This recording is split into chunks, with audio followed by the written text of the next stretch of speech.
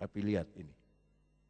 Istrimu akan menjadi pohon anggur yang subur. Bukan yang manis, yang subur artinya berbuah terus. Suami-suami nggak ada yang bilang amin. Berbuah terus di dalam rumahmu. Ya, berbuah terus. Anak-anakmu seperti tunas. Tunas itu bakal pohon. Pohon zaitun. Pohon zaitun, saudara, adalah lambang Israel. Kalau saudara lihat tentara Israel pakai seragam tentara, itu hijaunya itu bukan kayak tentara di Indonesia. Hijaunya itu hijau zaitun. Ya, sekeliling. Nah, itulah pohon anggur yang meledak.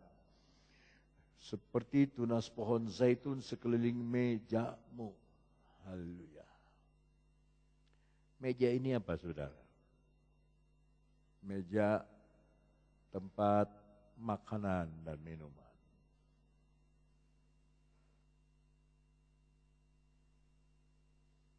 Mau lihat dulu meja ini apa mau teruskan dulu? Teruskan dulu ya. Ayat 4.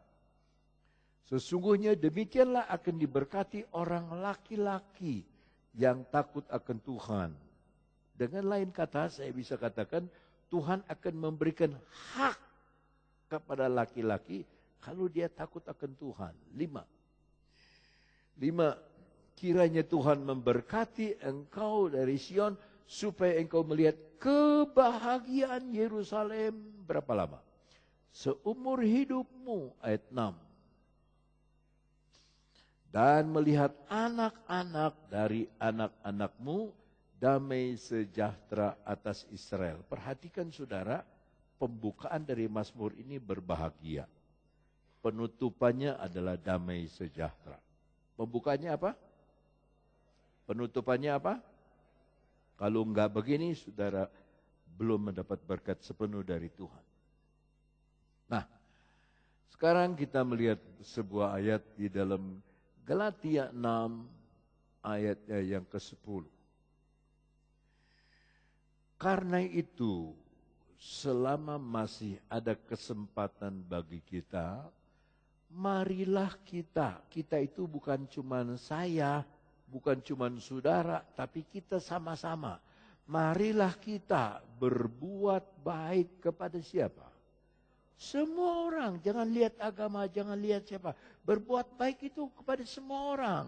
Tetapi terutama kepada kawan-kawan kita. Ini yang saya heran sama orang yang bukan Kristen. Kita bisa dalit, bisa akur, bisa makan sama-sama, bisa sayang-sayangan, bisa berteman, bisa naik gunung sama-sama, turun gunung sama-sama. Tapi sama yang sesama Kristen kayak orang asing. Padahal dalam Tuhan yang utama itu kawan-kawan seiman. Itu. Dalam Titus pasal 2 ayat 14 bunyinya begini. Titus pasal 2 ayat 14. Yang telah menyerahkan dirinya.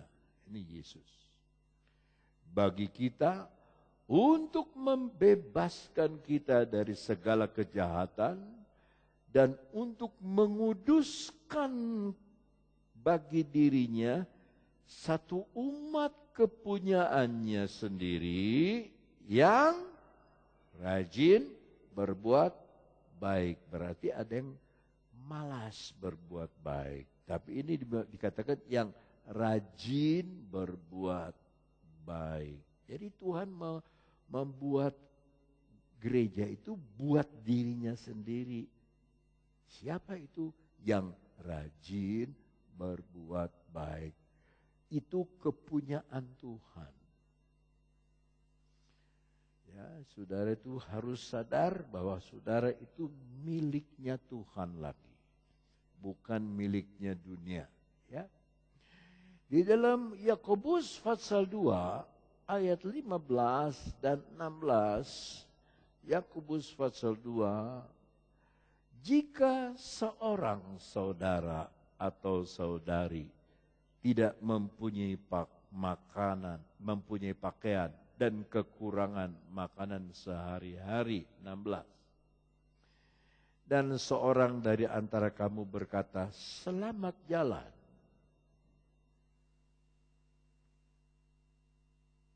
Batuk dulu saudara supaya nggak keganggu saya. Batuk dulu. Gatal-gatal, batukin aja. Dikasih kesempatan diam. Ntar saya ngomong batuk. Ayo. Nah gitu. Batukin dulu. Gitu. Sok. Ayo. Ya. Ayo, dehem. Gitu. Terus. Udah? Udah ya? Selamat jalan. Kenakanlah kain panas dan makanlah sampai kenyang. Mulut doang. Tapi ia tidak memberikan kepadanya apa yang perlu bagi tubuhnya. Apakah gunanya itu?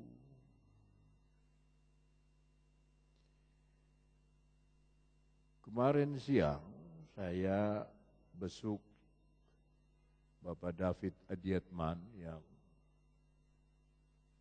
meminjamkan bertahun-tahun rumahnya untuk kebaktian persekutuan di Jalan Petojo dulu. Dia sakit di Medistra, di ICCU. Jadi saya masuk di ICCU. Dan saya lihat dia lihat saya ketawa. Udah ketawa, dia tidur lagi. Lihat saya, ketawa, tidur lagi. Antara sadar tidak sadar. Tetapi suster-suster di situ, saya tepuk, Bu, kenal saya enggak? Suster itu Fitri, saya tidak lupa. Ini yang terakhir. Dia tanya jawab soal agama. Dia agama Islam.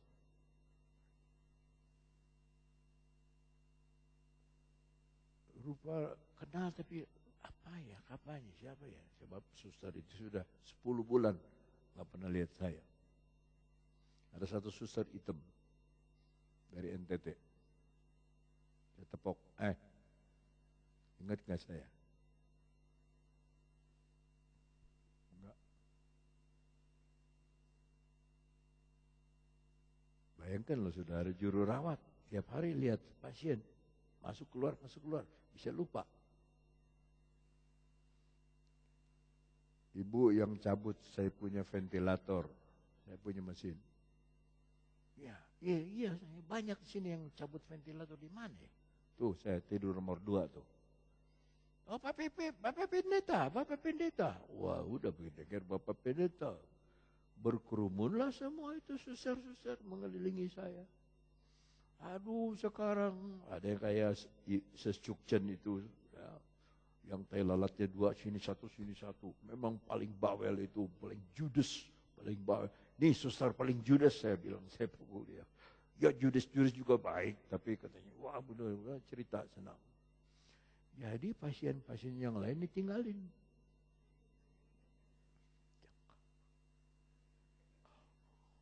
Ditinggalin. Saya bilang, ya kembali lagi. Udah, saya keluar aja. Kok sekarang gagah? Memangnya kenapa? Dulu mah jelek. Kurus. Lain dulu, lain sekarang. Coba lihat, punya gambar dulu nggak? Saya ada saya bilang, saya kasih lihat. Saya ingat itu, saya ingat. Terus sering satu, sama saya ingat nggak Bapak? Lupa. Sebab suster kalau pakai tutup muka kan kalau lagi melayani gitu. Nah, saya ini lagi cerita mengenai orang lupa atau ingat bagaimana dalam 10 bulan ini kita lupa berkat Tuhan. Kita lupa pertolongan Tuhan. Kita lupa anugerah Tuhan. Kita lupa anak kita berhasil. Kita lupa putri kita berhasil. Kita lupa, kita hanya banggakan. Macam-macam, anak saya di sana, anak saya di sini, anak dia di sana. Kita lupa membanggakan Tuhan. Makanya ayat itu berkata, ada yang berhak menerima hormat. Ada yang berhak menerima pujian.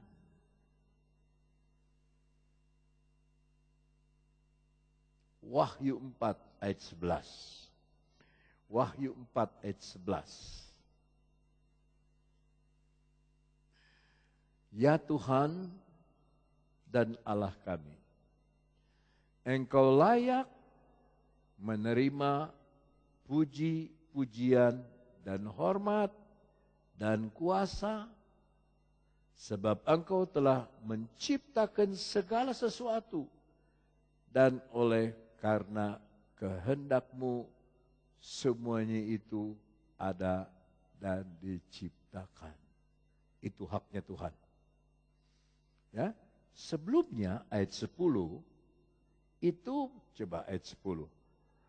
24 tua-tua itu baru dikasih mahkota. Mahkota itu haknya mereka. Haknya 24 tua-tua itu. 12 rasul akhir zaman dan 12 rasul zaman Yesus. Itu berhak. Mereka mati syahid untuk Tuhan. Berhak dapat itu. Tetapi tersungkurlah ke-24 tua-tua itu di hadapan Dia yang duduk di atas tahta itu. Dan mereka menyembah Dia yang hidup sampai selama-lamanya.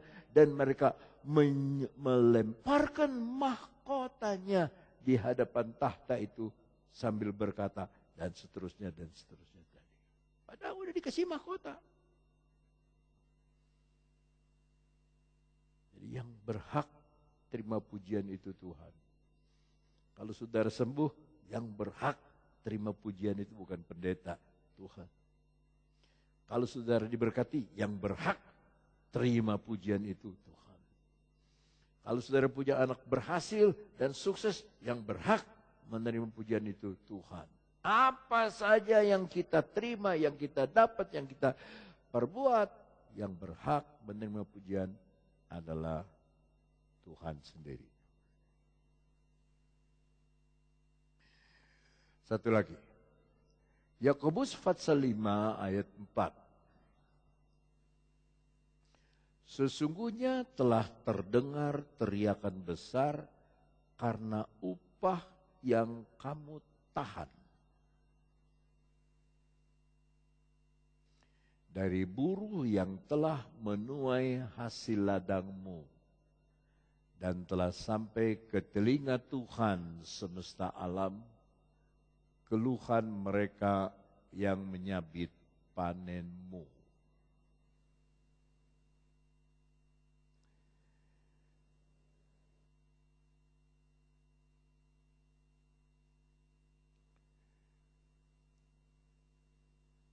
Gajilah pegawai kita sesuai dengan UMR. Ya. Jangan dikurangi, dilebihkan boleh. Umpamanya dia punya gaji 3 juta umpamanya. Ya. Saya tadi malam dicukur. Ini untuk persiapan tanggal 28. Supaya pada waktu tanggal 28 itu saya kelihatan bagus. Sekarang kelihatannya jelek klimis. Nanti kan agak lebih bagus lah sedikit. Sebab orang Jakarta akan datang. Hari Minggu pagi ini saya harus ke Sukabumi memberkati anaknya Pendeta Ferry yang menikah. Ya, dari kebaktian jam 7:14 sampai kepada pemberkatan saya yang akan memimpinnya. Jadi waktu saya dicukur kemarin, saya dicukur berdua sama jemaat, cukur, terus cuci. Tukang cukur. Begitu mau bayar, sudah dibayar sama Pak, sudah dibayar sama dia. Oke, saya panggil yang cukur saya. Ini tip untuk kamu. Karena dia cukurnya rapi loh. Cukurnya rapi. Kayak satu-satu. Rapi sekali. Tuh yang suka bawa anduk tuh. Anduk panas. Panggil.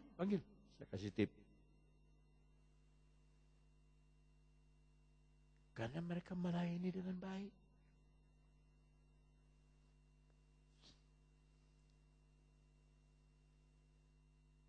Ya.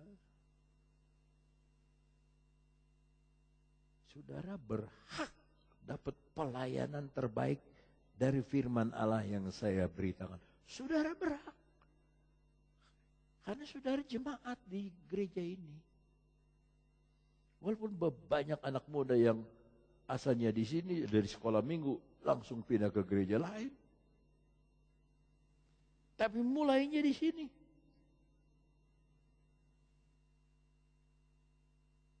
Saudara berhak mendapat makanan. Maka tidak ada makanan yang terbaik yang saya kasih di tempat lain tidak dikasih di sini, tidak ada. Kasih di sini dulu. Baru kasih di tempat lain.